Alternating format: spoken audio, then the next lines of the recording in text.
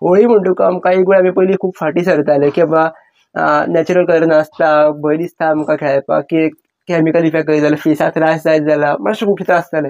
पण आतां एक आमकां एक उत्सुकता येतली खेळपाक की बाबा एक नॅचरल कलर जे तुमी एक प्लांटा पासून तयार करता हे आमकां फूल डिटेल्स आयकपाक जाय सर. तेंची सुरवात खंयसून जाली ही जाणून घेवपाक जाय. खूब उत्सुकता आहा सर. नमस्कार. हांव सूर्यकांत गांवकर, भुईपाल सत्तरी हांगा रावतां.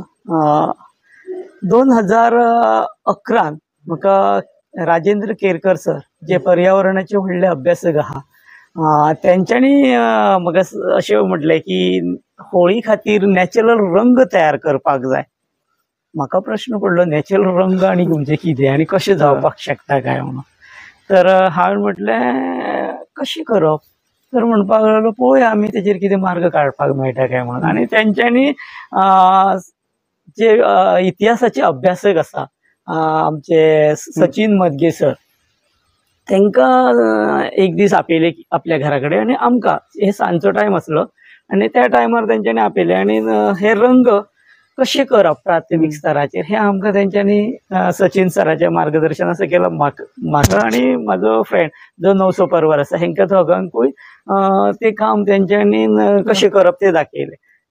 तर हे आमी करपा खातीर तेंच्यांनी सांगलें की मक्याची एक पीठ आसता जे घेवप आनी तेतून वेगळे वेगळे कलर घालप. तर आतां हे कलर कशे घालप तर तेंच्यांनी आमकां सांगलें पयलीं स्टार्टिंगाक तेंच्यांनी पिंजर घेवन म्हणजे जी नॅचरल पिंजर जी तयार करता ती पिंजर घालून तांबडो कलर करपाक जाता.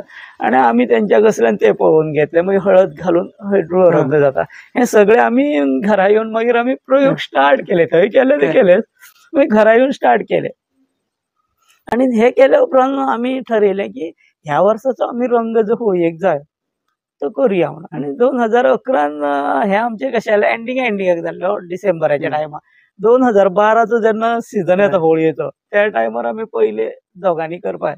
आतां हे पिठा जर सांगलें न्हू जाल्यार पीठ म्हाका दिसता लागलें तें पीठ कशें घट जातलें अशें दिसपाक लागलें आनी तितलें आमच्या तकलेंत नासलें की तें पिठानूच काम जातलें.